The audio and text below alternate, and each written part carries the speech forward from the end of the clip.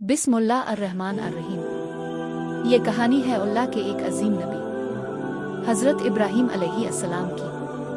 हज़रत नूह अलैहिस्सलाम के बाद लोग दोबारा बुत परस्ती में मुब्तला हो गए थे। इसी वक्त अल्लाह ताला ने हज़रत इब्राहीम अलैहिस्सलाम को दुनिया में भेजा। हज़रत इब्राहीम अलैहिस्सलाम की पैदाइश इराक के शहर बाबुल में हुई। उनके वालिद आज़र बुत बनाते थे। इनके वालिद आज़र बुत बनाते थे और लोग उन बुतों की इबादत करते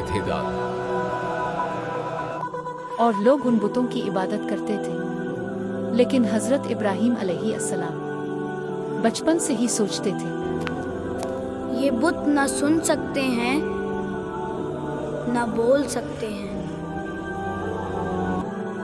ये बुत ना सुन सकते हैं ना बोल सकते हैं, ना किसी को फायदा दे सकते हैं। एक दिन हज़रत इब्राहीम अलैहिस्सलाम ने लोगों को समझाने का फैसला किया। जब सब लोग शहर से बाहर गए तो हज़रत इब्राहीम अलैहिस्सलाम बुतों के पास गए और तमाम बुतों को तोड़ दिया।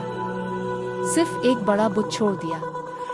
जब लोग वापस आए तो बहुत गुस्सा हुए। उन्होंने पूछा, ये किसने किया? हज़रत इब्राहीम अलैहिस्सलाम ने फरमाया, बड़े बुत से पूछ लो।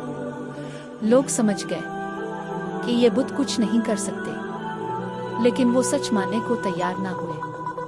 उन्होंने हज़रत इब्राहीम अलैहिस्सलाम को सज़ा देने का फैसला किया।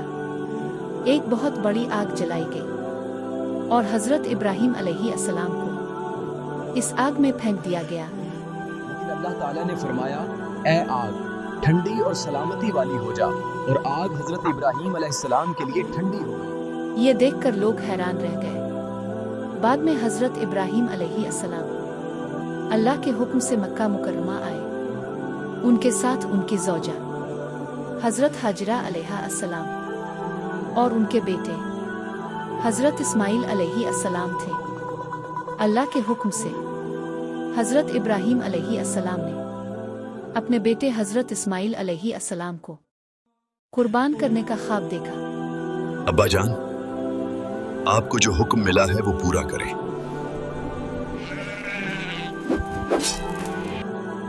हज़रत इब्राहीम अलैहिस्सलाम ने कुर्बानी करने लगे तो अल्लाह ताला ने हज़रत इस्माइल अलैहिस्सलाम की जगह एक दुम्बा भेज दिया और ये अजीम कुर्बानी क़यामत तक के लिए मिसाल बन गई। आज भी लोग ईद उल आज़म सुन्नत इब्राहिमी करते हैं। आप जानते हैं कि खाना काबा किसने बनाया और कैसे? तुम्हें किया जाने के लिए कमांड में लिखे खाना काबा। Thanks for watching my like karega. My YouTube channel subscription Kardu.